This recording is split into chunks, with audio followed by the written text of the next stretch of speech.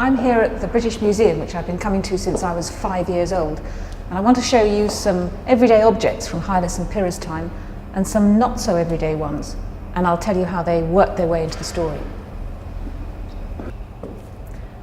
I told you about Hylas and Pyrrha making offerings to the gods. Well, here are some from their time.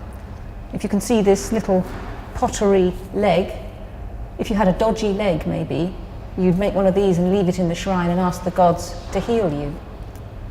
Over here we've got some little animals. Here's some bronze bulls, and here are some pottery animals. Maybe you'd make some of those to keep your livestock safe. Maybe you could make some in the classroom. Pyrrha finds some offerings when she's hiding out in a cave. Here and there she glimpsed lesser offerings pushed into cracks and crevices. A tiny earthenware bull, a bird, a snake.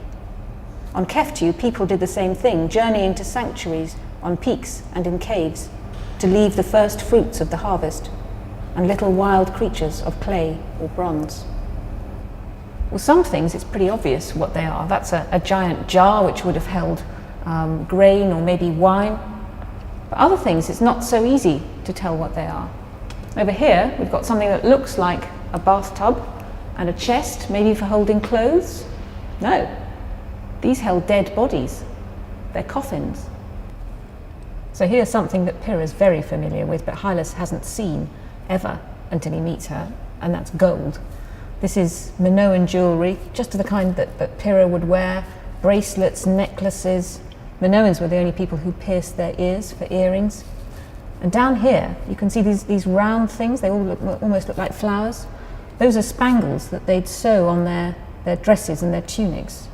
And Pyrrha's, though, are a little bit cooler than this, because hers are tiny gold axes. Finally, there are some objects that just have so much power that they shout out to be important in the story. Here's a bronze dagger, very much like the one Hylas finds in mysterious circumstances, and it's going to be vital to the whole series of Gods and Warriors. It was made of bronze, very plain and unadorned. It had broad square shoulders and 3 smooth rivets on the hilt. A tapered blade twice the length of Hylas's hand, with a strong straight spine sweeping down to a lethal point.